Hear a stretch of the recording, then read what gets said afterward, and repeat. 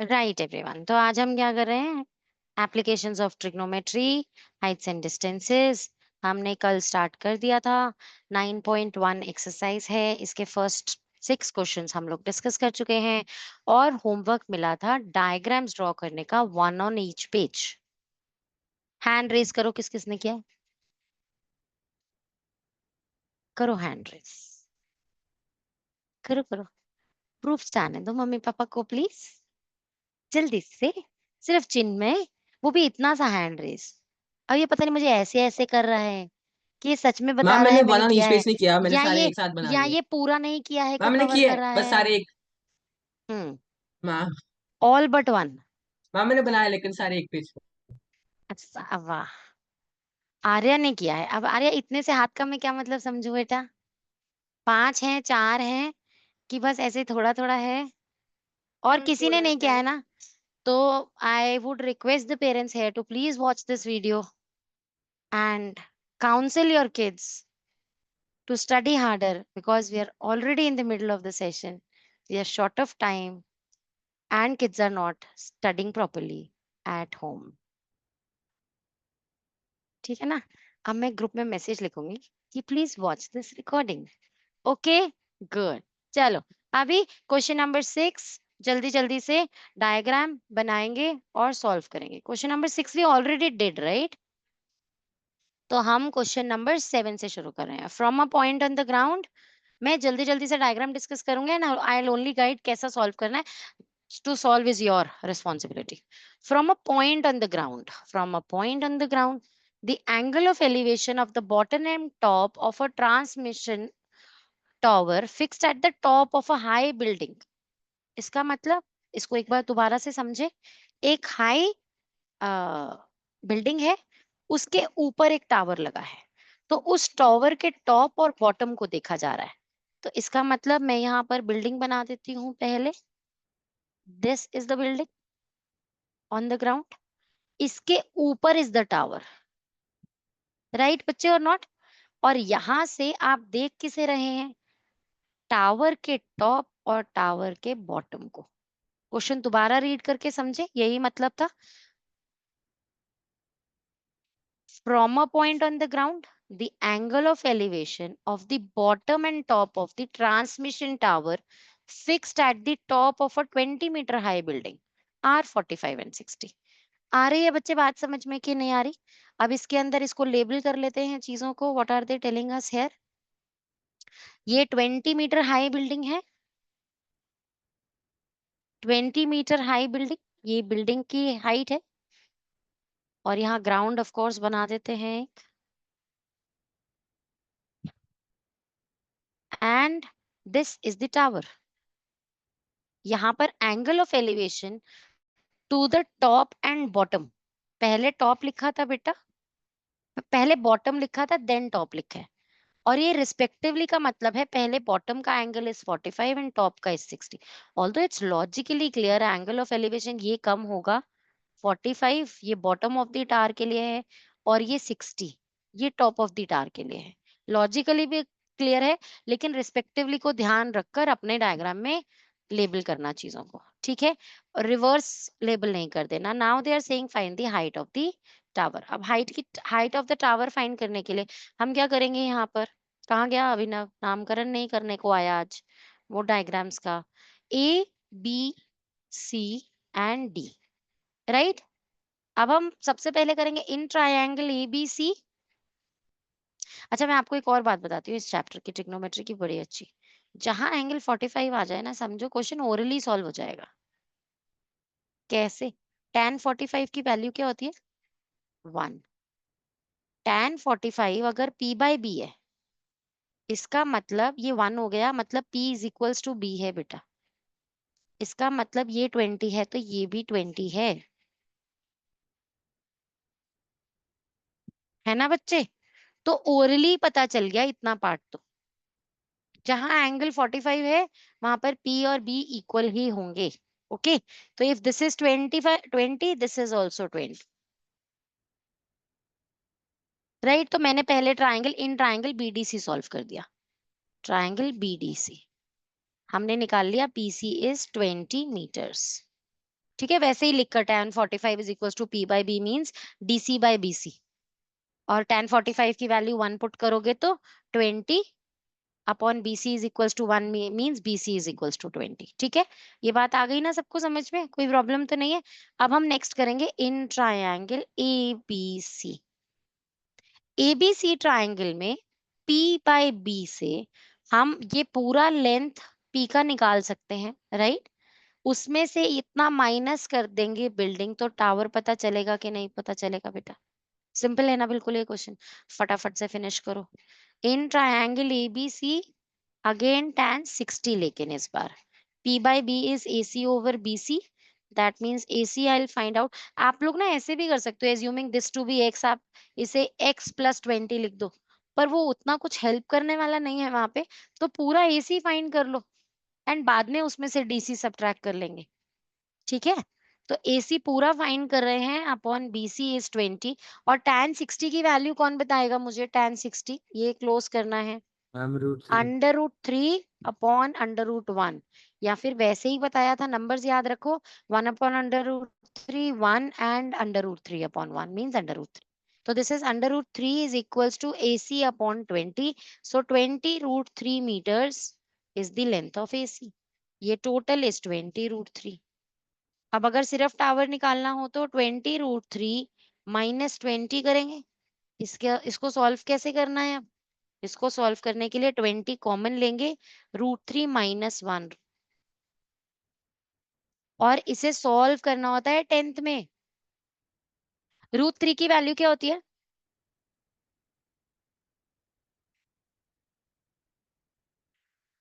किसी को भी नहीं पता? एक बार याद कर लो, इतनी इतनी वैल्यूज तो पता होनी चाहिए। I have a book, I have a book, I admire her to 1.732। बस यही, इसके लिए तो यही दो बहुत है। हाँ ठीक है, √7 तक की ना वैल्यूज आगे आगे याद हो जानी चाहिए बेटा। जैसे जैसे अब 11 12th में जाओगे, अपने कॉम्पिटिटिव वर्ल्ड के लिए तैयार करोगे, इनकी मेमोरी ट्रिक्स है। चाहिए हो तो I will share the reel. ठीक है, अब क्या है? √3 minus 1, 1.732 minus 1 is 0.732 into 20। Solve this, you will get the answer for the height of the tower. Got it everyone? कोई प्रॉब्लम, कोई परेशानी? हो जाएगा ना क्वेश्चन सॉल्व? मुश्किल तो नहीं लगा तुम्हारा बच्चे? मैम उतना भी मुश्किल नहीं था मैम, ठीक था। है ही नहीं मुश्किल। ठीक है ना, चले नेक्स्ट क्वेश्चन करें। पूरा फॉर्मली सॉल्व इसको बाद में कर लेना। चलो, now I am starting to work on question number 8। A statue 1.6 meter tall, तो एक स्टैच्यू क्रिएट कर लेते हैं। ये 1.6 मीटर टॉल है statue, stands on the top of a pedestal. What is a pedestal? जैसे आपने देखा है वो जो एक एक रेस्टिंग पॉइंट होता है स्टैच्यूज का, in the middle of the, वो सर्कल्स जो होते हैं रोड्स पे, जो सर्कल्स होते हैं उनमें जो स्टैच्यूज लगे होते हैं, उनके नीचे एक एक podium kind of a thing नहीं होती है ना, एक एक स्ट्रॉन्ग सा, जो वो पिलर सा जो मैम स्टैचू को जिसपे लेकर खड़ा होता है, दैट इज पेडेस्टल। इंफॉर्मेशन हाँ बच्चे? मैम मैं कहते हैं जिसपे इंफॉर्मेशन वगैरह लिखी होती है, नेम वगैरह। हाँ क्या क्या? मैम मैं कह रहा था जैसे वो जिसपे इंफॉर्मेशन लिखी होती है उस स्टैचू की। तो इंफॉर्मेशन, इंफॉर्मेशन मैम मतलब आप जैसे ये नेम वगैरह लिखा होता है वही चीज है। हाँ, उसी के नीचे, स्टैचू के नीचे, स्टैचू के बारे में उस पे लिखा होता है, उस छोटे से पिलर के ऊपर। याद आ रहा है? कुछ समझ में आ रहा है? जैसे आप लोगों ने जो घर के आसपास सर्कल्स हैं, वहां पर कोई स्टैचूज लगे होंगे बीच में, ये वाला chowk and Rani Laxmibai Chowk and this and this, तो वो जो स्टैचू खड़े होते हैं वो किसके ऊपर खड़े होते हैं? वो पेडेस्टल के ऊपर खड़े मैम होते हैं स्टेज, स्टैचूज। स्टेज ना। हाँ, kind of stage, no, a pillar kind of a thing, a broad pillar, broad stage kind of a thing, no, जिसके ऊपर वो statues खड़े होते हैं, that is a pedestal। तो a statue is standing on the top of a pedestal, तो लो ये pedestal बना दिया। सिंगल लाइनर बना रहे हैं हम, है ना, तो let AB be this, BC be this, ये सब आपको लिखना है वहां पर। तो अब हमने ये pedestal बना दिया जिसपे the statue is standing, and the statue is 1.6 meter tall. From a point on the ground, let me take that point here on the ground, the angle of elevation of the top of a statue is 60 degrees. So top of the statue, top of the statue, यहाँ से angle of elevation from the ground, ये है angle of elevation. तुम्हारा angle of elevation is when from the line of site you look upwards, that is angle of elevation. From the line of site if you look downwards, that is the angle of depression. So these were the two terms हमने discuss की थी chapter के starting में. Line of site ये है, मैं ये parallel to the ground देख रही हूँ. जब मैं इससे ऊपर देखूंगी, दैट पोर्शन, दैट ऊपर वाला angle made is angle of elevation. Angle of site से नीचे देखूंगी तो दैट इज डिप्रेशन. ठीक है. तो यहाँ पर when they say angle of elevation मतलब ग्राउंड से ऊपर की तरफ ये जो एंगल है, this is given to us 60 degrees. And from the same point on the point, the angle of elevation of the top of the pedestal now. अब pedestal के top तक, ये रहा pedestal का top. आ रही है बच्चे बात समझ में कि नहीं आ रही? Is 45 degrees. This is 45 degrees. 45 आ गया, वाह. मतलब ये और ये सेम हाइट है ना? बोला ना, इन क्वेश्चंस में जहां भी 45 आएगा मतलब P and B इक्वल है. आधा क्वेश्चन तो वहीं सॉल्व हो जाता है. Find the height of the pedestal, this you need to find. Let me assume this to be x now, right? And I am taking this also to be x. Why? क्योंकि मैं triangles को name कर देती हूँ. In triangle ABC and this is D. In triangle DBC first of all, सबसे पहले 45 वाला solve कर दो. In triangle DBC tan 45 is equals to DB by BC. So DB is equals to BC हो गया. DB and BC they are both the same, which I am taking to be x. Right? अब इस question को solve करना है इन triangle ABC. Right बच्चे? ये पूरा triangle now I am taking. Always remember everyone, इस ट्रायंगल को लेकर सॉल्व ही नहीं कर पाओगे बच्चे. इस ट्रायंगल से कुछ निकाल नहीं पाओगे क्योंकि ट्रिगो कैसा लगाओगे ना, राइट एंगल ट्रायंगल नहीं है ना, नहीं लगेगा ना यहाँ पे. तो आपको क्या करना है, आपको इस पूरे ट्रायंगल को लेना है. अब तो पूरे ट्रायंगल ABC के अंदर tan 60 is equals to, which is equals to √3 is equals to AB by BC. What is AB now? 1.6 plus x upon x. Transpose करो, √3x is equals to 1.6 plus x. Subtract करो, √3x minus x is equals to 1.6. x को common ले लो, √3 minus 1 is equals to 1.6. इसको solve करो, this is 0.732 is equals to 1.6. x is equals to 1.6 divided by 0.732. Got it or not? एक और simpler तरीका था करने का कि मैम अब आपने यहाँ लाके छोड़ दिया, इसको कैसे सॉल्व करेंगे. एक और सिंपलर तरीका है इसे करने का, तो थोड़ा सा बैकवर्ड मूव करियो, लेकिन इसमें गलत कुछ नहीं है, दोनों में मार्क्स पूरे ही मिलेंगे. ये इज इक्वल्स टू 1.6 है. अब क्या करो, x इज इक्वल्स टू, मैं यहाँ पर कहीं पर कर देती हूँ इसे solve. x is equals to 1.6 divided by √3 minus 1. तो चलो 9th क्लास का रैशनलाइजेशन याद करें. आ रही है बच्चे बात समझ में कि नहीं आ रही? क्या हो गया यहाँ पर, डिनोमिनेटर में हो गया √3 होल स्क्वायर विच इज 3.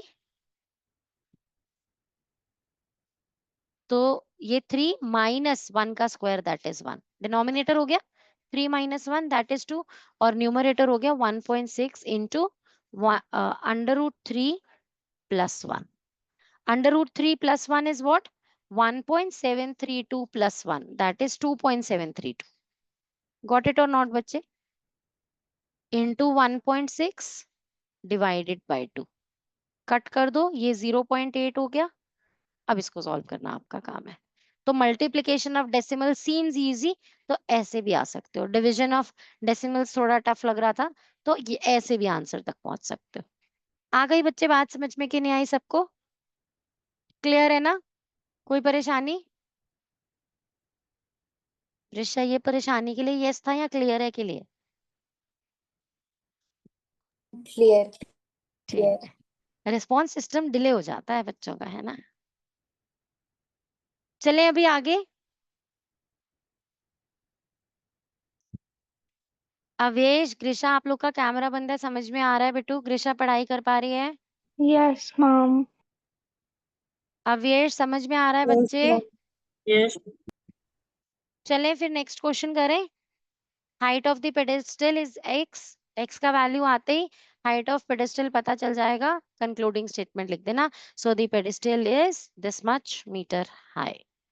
ठीक है, नेक्स्ट क्वेश्चन स्टार्ट कर दें, कोई problem?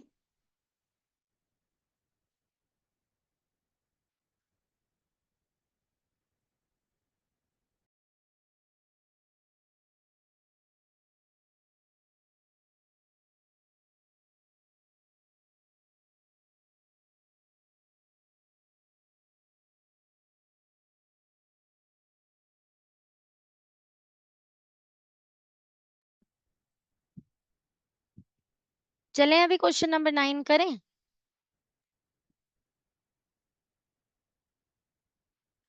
The angle of elevation of the top of a building from the foot of a tower is 30 degrees. शुरू कर रही हूँ बेटा। नेक्स्ट,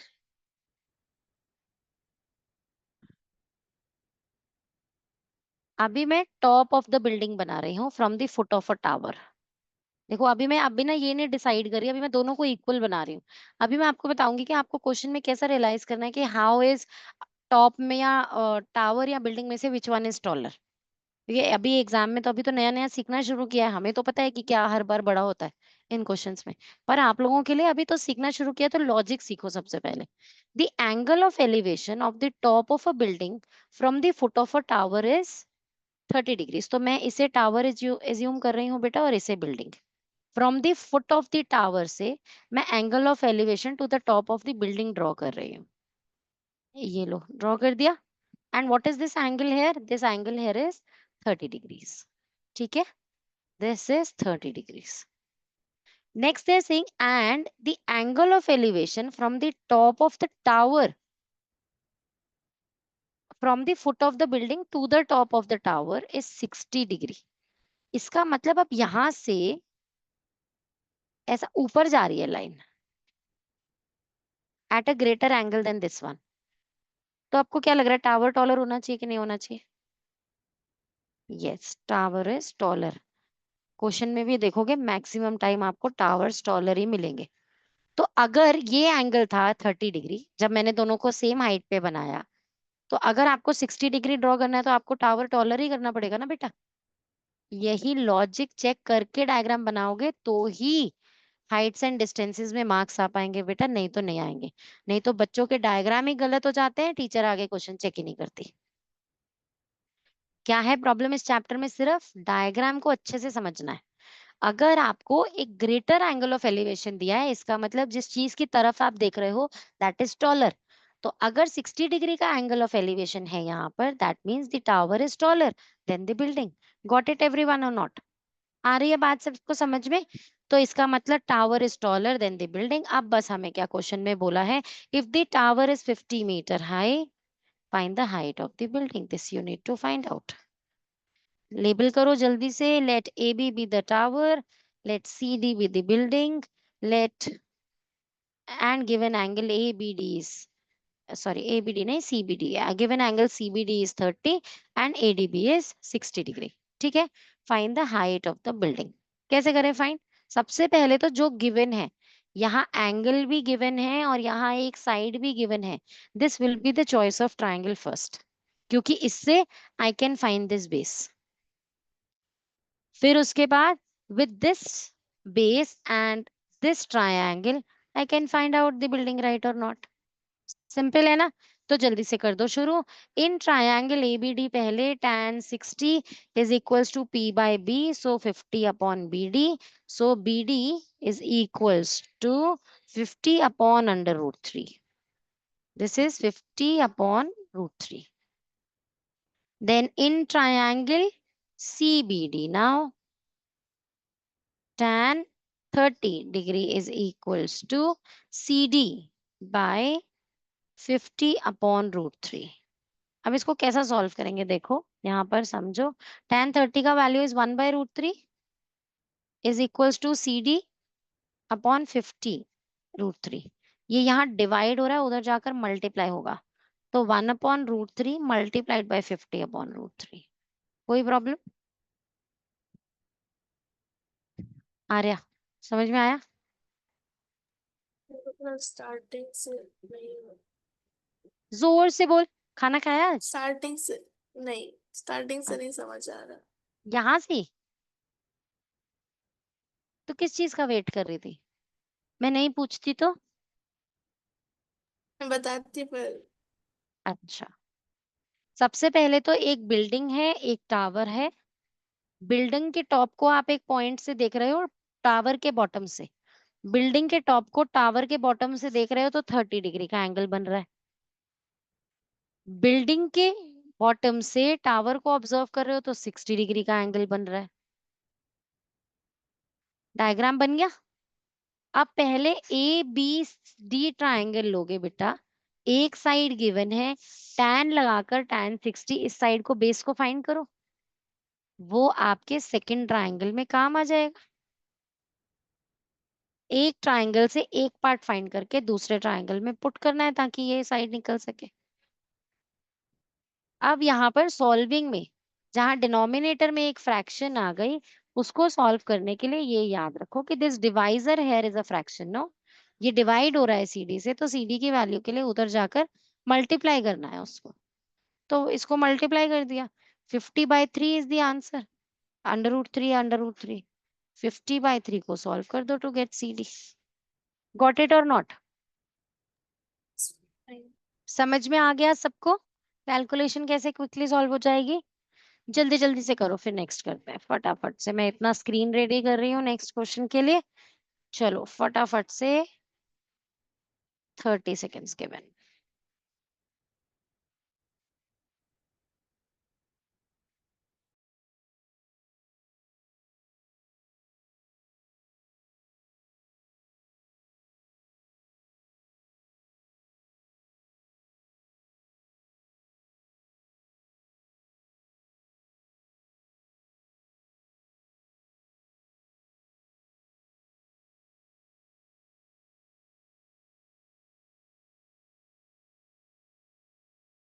चले बच्चे, करें next question.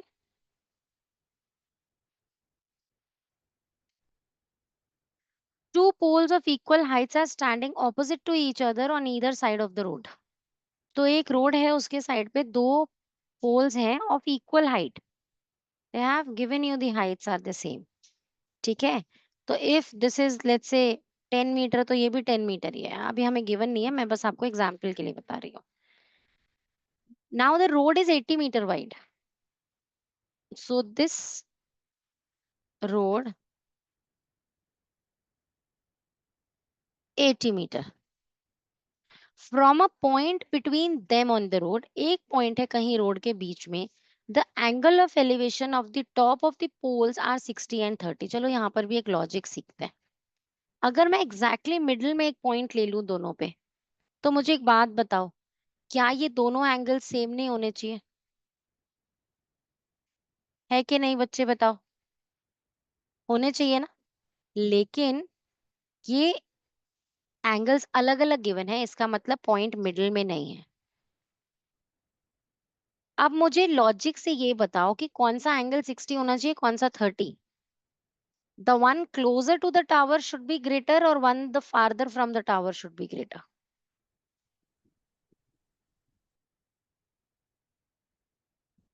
Father, Farther should be closer, greater. closer, closer. आप ऐसे समझो, ये टावर है, आप पहले पोजीशन A पर हैं, फिर पोजीशन B पर हैं, फिर पोजीशन C पर हैं। यहाँ पर जिस एंगल से आप टॉप को देख रहे हैं, यहाँ गर्दन और ऊंची नहीं करनी पड़ रही, यहाँ गर्दन और ऊंची करनी पड़ रही है कि नहीं? तो एंगल जैसे जैसे आप परपेंडिकुलर डिस्टेंस के पास आते जाएं, वो टॉलर होता जा रहा है। हो रहा है कि नहीं हो रहा है बेटा? है ना? तो as you are going closer to the tower, the angle is increasing. इसका मतलब at this point this is a greater angle than this one. तो लेबल करने में ना प्लीज 60 और 30 को इधर 60 और इधर 30 कोई नहीं करके आएगा। मैम हो सकता है मार्क्स दे दे, मैं तो 0 मार्क्स दे दूंगी। आ रही है बच्चे बात समझ में कि नहीं आ रही? लॉजिक पकड़ो, अगर समझ के नहीं पढ़ रहे हो तो ऐसी पढ़ाई का कोई फायदा नहीं है। इसलिए ठीक से समझो चीज को। अभी हमने ये ऑब्जर्व कर लिया कि किसी एक पॉइंट पे दोनों टावर्स की तरफ एंगल बने हुए हैं 60 and 30। I am making this to be 60 and this to be 30 degrees. Now find the height of the poles, they are asking you to find the height of the poles. कैसे करें find? Base पूरा given है, लेकिन ये दो triangles में तो ये अलग से और ये अलग से चाहिए, ये गिवन ही नहीं है, ताकि दोनों ट्राइंगल्स में अप्लाई हो सके। पर हमें ये तो पता है कि मैं इसे x एज्यूम कर सकती हूँ और इसको एज्यूम कर सकती हूँ 80 माइनस एक्स। देन कोई प्रॉब्लम है ना? और अगर मैं इस ट्राइंगल ABC में, दिस इज ABC, अगर मैं ट्राइंगल ABC में x की हेल्प लेकर पोल फाइंड करूं एंड देन ट्राइंगल DEC में 80 माइनस एक्स की हेल्प लेकर ये पोल फाइंड करूं, तो क्या मैं उन दोनों को इक्वेट कर सकती हूँ? क्योंकि पोल्स तो सेम थे और उससे वैल्यू फाइंड हो जाएगी, है कि नहीं बच्चे? चलो करते हैं, ये क्वेश्चन मैं सॉल्व कराती हूँ।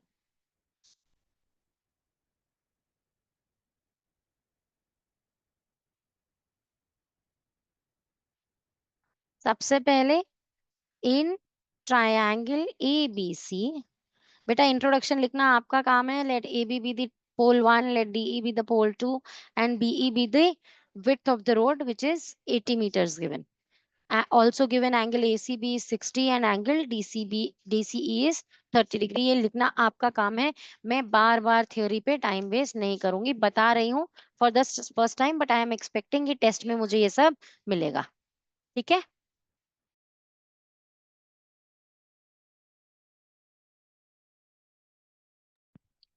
अब देखो in triangle ABC tan 60 degree is equals to AB by BC। तो यहाँ मैं AB की लेंथ फाइंड कर रही हूँ, ये हो गया √30, तो √30x इज AB। ठीक है, नेक्स्ट देखें यहाँ पर इन ट्रायंगल, इसे इक्वेशन 1 करके रख लो बच्चा। In triangle DEC tan 30 degree is equals to DE upon 80 minus x this time.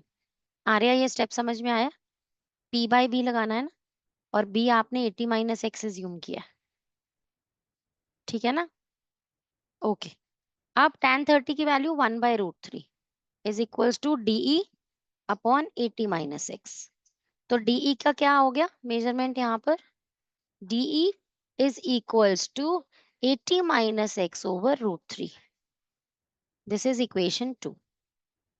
According to question, AB and DE are equal because the poles are equal, right?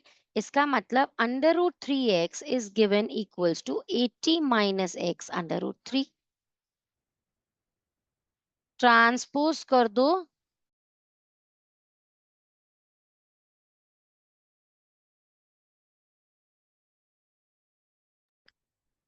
अभी ये क्या हो जाएगा? √3 और √3 तो 3x is equals to 80 minus x. बच्चे add कर दो, 4x is equals to 80, x is equals to 80 upon 4 that is 20। क्या मतलब समझ में आ गया? ये 20 और ये 60, ठीक है ना? चले अभी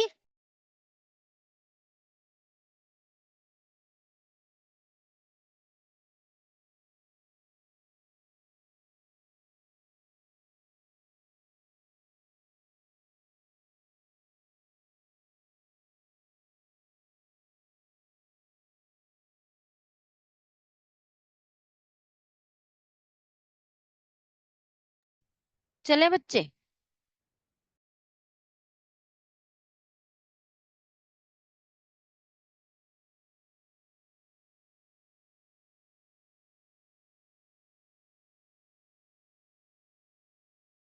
चले बच्चे, हो गया?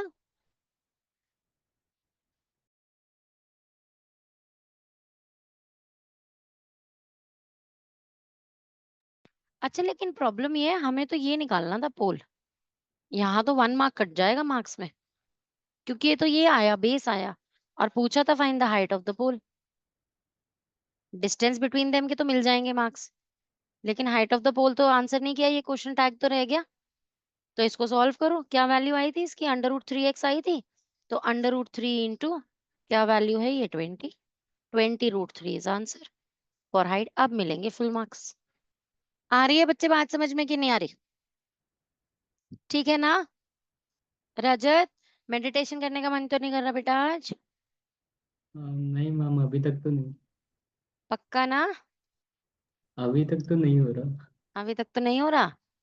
चलो फिर तो अब तो ठीक है, हम 3/4 ऑफ द क्लास तो हम पार कर चुके हैं, ठीक है। अभी तक तो नहीं सोया तो नहीं सोएगा आज तो फिर। चले अभी नेक्स्ट क्वेश्चन करें।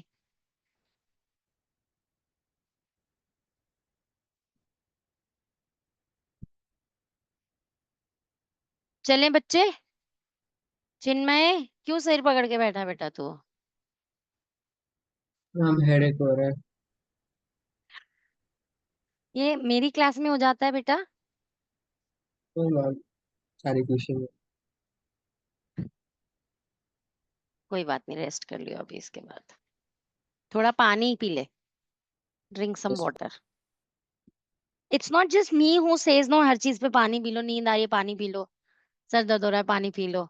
Doctors they also say medical science has proven water to be the best remedy, best best treatment to every problem, है ना? इसीलिए बोलते हैं पानी पी लो। ओके, चलें अभी। A TV tower stands vertically on the bank. This is this diagram given to us. So they've saved our effort. A TV tower stands vertically on the bank of a canal. So एक canal के bank पर एक है. From a point on the other bank, directly opposite to the tower, the angle of elevation of the top of the tower is 60 degree. तो ये है canal. ये so this is like यहाँ पे नदिया के इस पार से एंड उस पार से, ठीक है, ऐसा, ठीक है। तो एक एंड से देखा तो 30 डिग्री है वो टावर, एक एंड से देखा कनाल के तो वो 60 डिग्री है। समझ में आया अभी क्या मतलब था इस बात का? ठीक है ना? चलें अभी आगे। Now the angle of elevation of the top is 60 degree from another point 20 meter away. ये point 20 meter away है. The line joining this point to the foot of the tower and the angle of elevation of the top is 30 degree. Find the height of the tower and the width of the canal. Oh नहीं, this is the point. So अच्छा, नदिया इस तरफ है बेटा, tower के adjacent is the Nadia. This is the place. Okay. तो उसके एक पॉइंट पे this is this 60 degree and उसी पॉइंट पे 20 मीटर्स अवे से 30 degree. This is the diagram. Okay, चलो आप क्वेश्चन को सॉल्व करने चलते हैं, आप मैथमेटिक्स पे आ जाते हैं वापस. तो in triangle, first of all I am taking this to be x. In triangle ADB tan 30 is equals to AB over 20 plus x. तो AB का हाइट क्या हो जाएगा? tan 30 is 1/√3 into 20 plus x. ठीक है, किसी को ऐसा कि नहीं मैम ज्यादा ही स्टेप स्किप कर दिए, कुछ समझ नहीं आया, यहाँ तक कैसे पहुंच गए? दोबारा वापस जाऊं आर्या?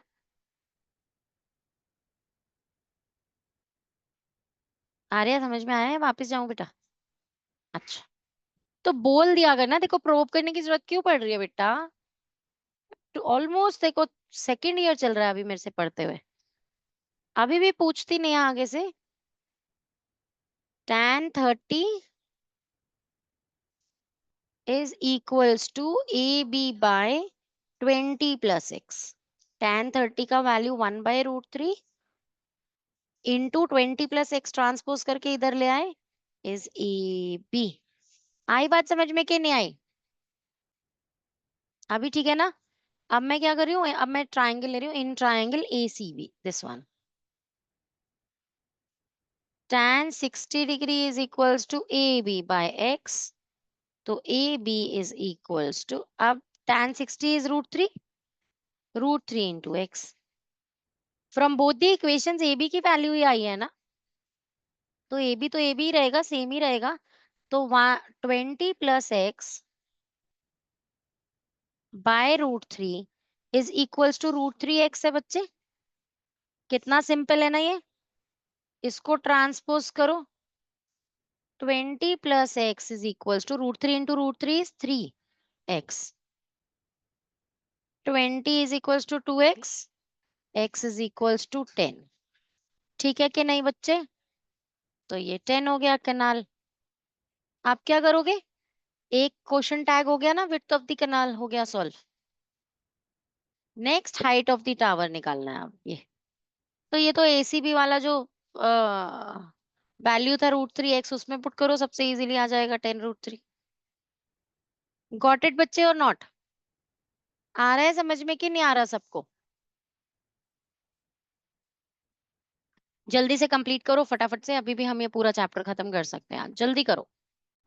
मैम ये 10√3 को आगे भी करना है? हाँ बाबू, फाइनल आंसर में बताया तो था, कभी रूट नहीं छोड़ना है। ये तो सिंपल सी चीज है, कराओ इसे भी इंटू 1.732 करना है बच्चे। लेकिन पता है क्या करते हैं बोर्ड के एग्जाम में? बोर्ड के एग्जाम में ना बिना दिस इम्प्लाइज का साइन छोड़े, ये साइन नहीं डालना इक्वल टू दिस इम्प्लाइज कुछ भी, बस अगले आंसर में 4 लाइंस का गैप कर दो। जब एग्जाम में टाइम वापस बचे तब 10 इंटू 1.732 करने आना। हालांकि ये तो बड़ी इजी सा नंबर है, 10 इंटू 1.732 इज 17.32। ये तो बहुत सिंपल वैल्यू है। पर अगर ऐसा कभी कुछ रूट में सॉल्व करना हो तो इक्वल्स टू का साइन मत डालना और ऐसे ही आंसर छोड़ देना। पता है क्या है, कई बार टीचर ऐसे में भी फुल मार्क्स दे देंगी, क्योंकि वो एक्सपेक्ट तो कर रही है आपसे कि आप हाइट रेलेवेंट तरीके से बताओ। 10√3 क्या हाइट है, क्या समझ में आ रहा है? कुछ समझ में नहीं आ रहा है। तो वो चाहती तो यही है कि आप वैसे आंसर छोड़ो, तो इसीलिए इंस्ट्रक्शंस यही है कि आपको फाइनली रूट को सॉल्व करना है इन आंसर्स में। लेकिन फिर भी अगर टाइम सेव करना है तो इन कैलकुलेशंस पे वापस आ जाते हैं। ठीक है, चले अभी आगे नेक्स्ट करें। अच्छा, मैंने वो सब एनोटेशन जो लिखा वो बिना रिज्यूम शेयर करके कर दिया। चले अभी क्वेश्चन नंबर 12 करें सॉल्व फटाफट से।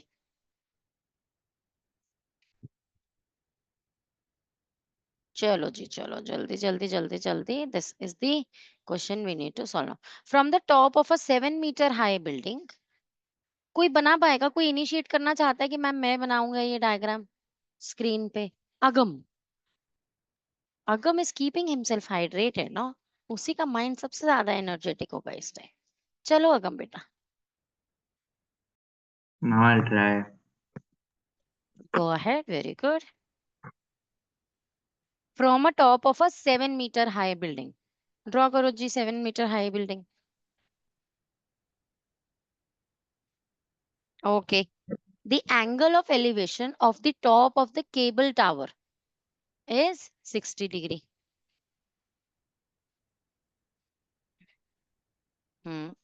आपको क्या लॉजिक समझ में आया? From the top of a 7 metre high building, angle of elevation to the top of the cable tower is 60 degree. तो केबल टावर टॉलर होना चाहिए कि स्मॉलर? ध्यान से रीड कर बेटा, top of the cable tower है, bottom of the cable tower नहीं है जो तू लाइन नीचे ले आया। लॉजिकली ड्रॉ करना है डायग्राम। एक सेकंड मैम। कोई बात नहीं, यही तो क्लियर करना है यहाँ पे कि डायग्राम सही बनाओ। सर रैंडमली अभी तक मैम सारे नीचे बनाती आई थी तो नीचे ही बनेगा, तो ऐसा नहीं है ना लॉजिक यहाँ पर। Yes ma'am. बैक बैक कर बेटू, ये लाइन गलत है बच्चा। देख ध्यान से सुन, top of the 7 metre high building, the angle of elevation, किसी चीज के टॉप से एंगल ऑफ एलिवेशन नीचे कैसा जाएगा अगम? ऊपर ही तो जाएगा, यस। और वो भी 60 डिग्री है ऊपर की तरफ, और वो भी देखना लिखा है clearly top of the cable tower. तो अगर ये है हाँ चल बना, तू बना। हम्म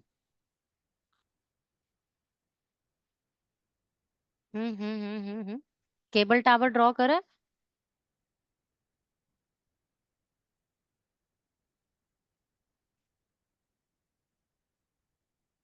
करो। अभी 60 डिग्री एंगल कहाँ ड्रॉ करेगा? क्या होना चाहिए 60 डिग्री एंगल? यहाँ से कहीं होना चाहिए, यहाँ कहीं होना चाहिए। क्या होना चाहिए 60 डिग्री का एंगल ऑफ एलिवेशन? यहाँ से यहाँ पर। Ma'am this one. ड्रॉ करके बता मुझे, सिर्फ डॉट क्यों लगा रहा है? एंगल ड्रॉ कर, यही गलती है। मैंने पहले बोला था ऐसे बनाना है। लाइन ऑफ साइट तो ड्रॉ कर पहले, Yes. ठीक है? बैक बैक कर, लाइन ऑफ साइट ड्रॉ कर दी मैंने पैरेलल टू द ग्राउंड। अब ये है 60 डिग्री, ठीक है? And the angle of depression, this is you are doing for the first time, तो मैं इसमें हेल्प करती हूँ।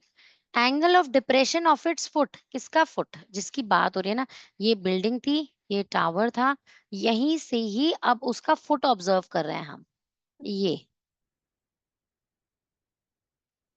और एंगल ऑफ डिप्रेशन कहाँ बनाना है? ध्यान से सुनो और समझो सब लोग।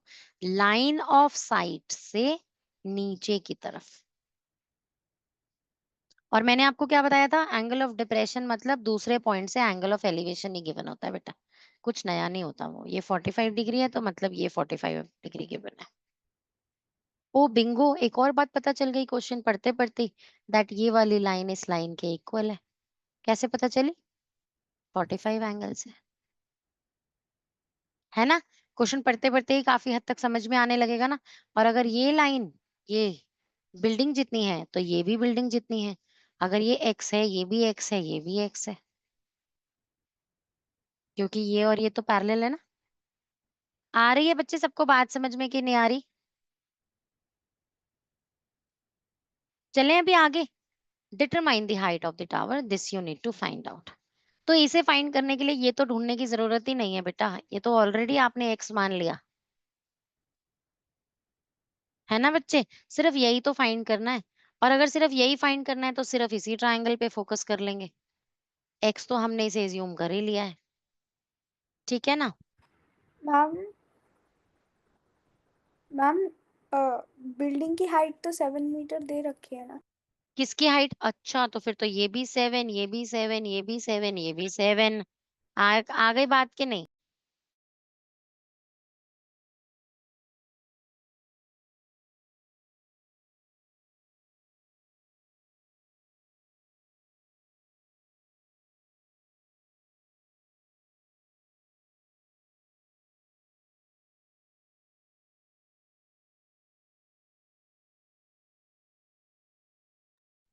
बोलो बच्चे, हेल्प चाहिए सॉल्व करने के लिए?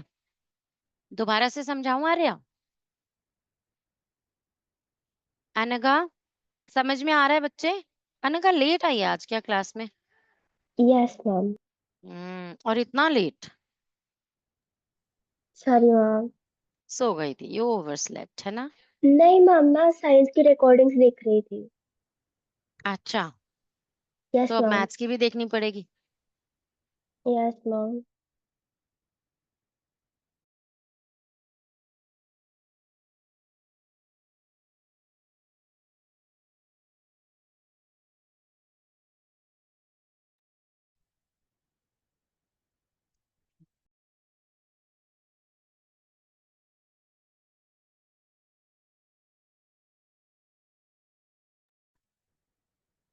अभी हम यहाँ पर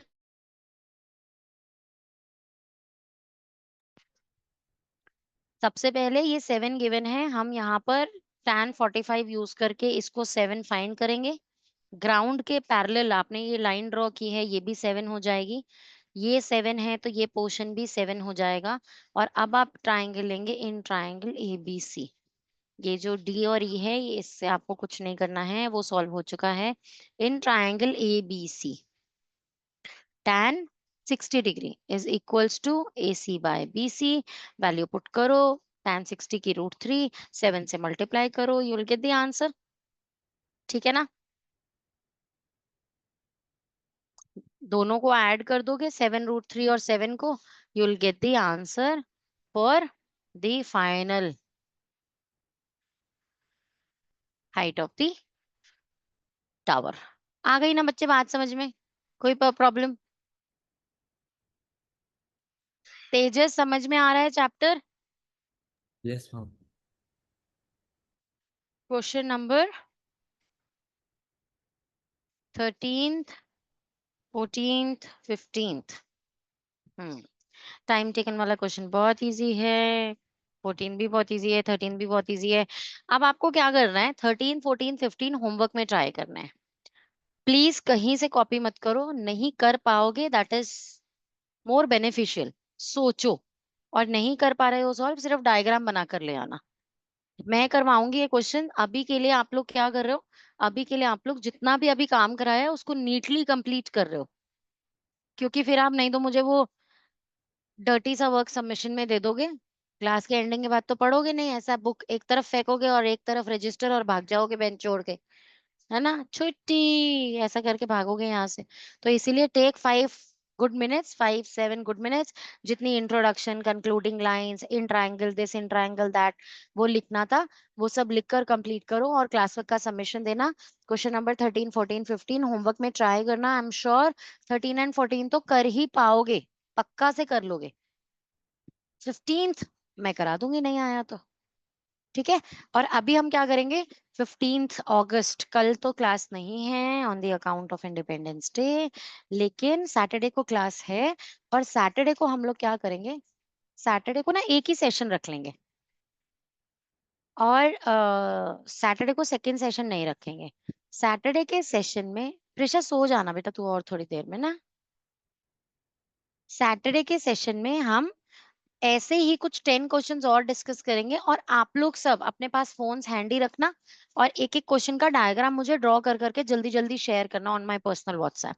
तो हम ये चेक करेंगे in the class on in the Saturdays class कि आप लोग को डायग्राम्स ठीक से बनाने आ रहे हैं या नहीं आ रहे हैं, क्योंकि संडे टेस्ट में आ रहा है ना ये चैप्टर।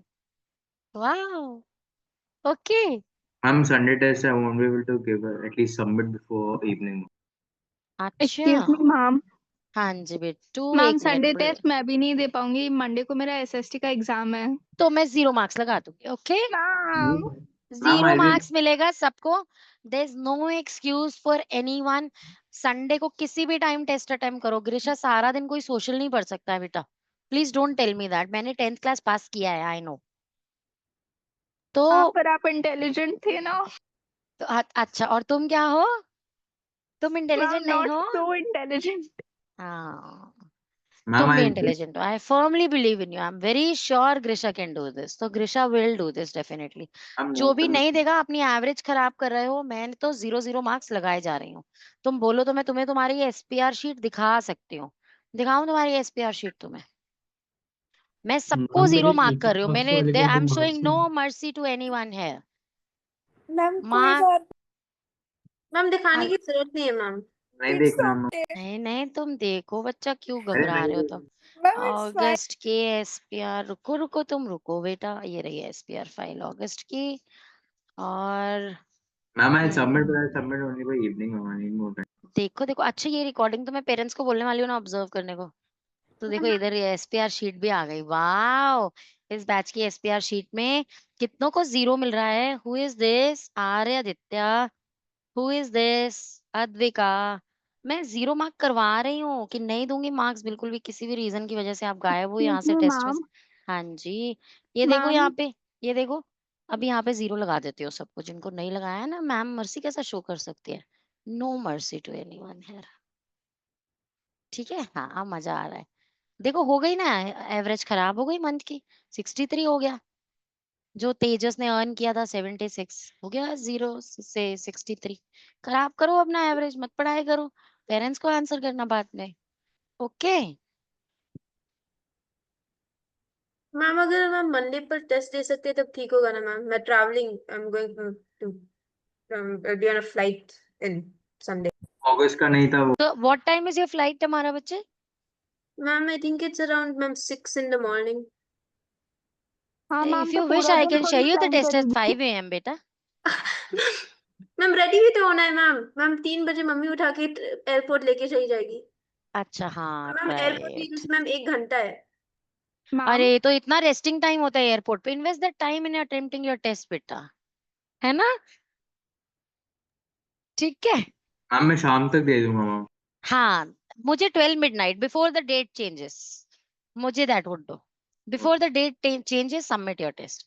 मैं वैसा इन स्पेशल केसेस, तुम्हारा जैसे केस में मैं अलाउ कर सकती हूँ मंडे फर्स्ट हाफ, क्योंकि मंडे स्कूल तो नहीं जा रही होगी इफ यू आर ट्रैवलिंग, तो मंडे फर्स्ट हाफ तक आई अलाउ टमारा, बाकी सबके लिए नो मर्सी। ओके, चलो बाय बाय बच्चा लोग।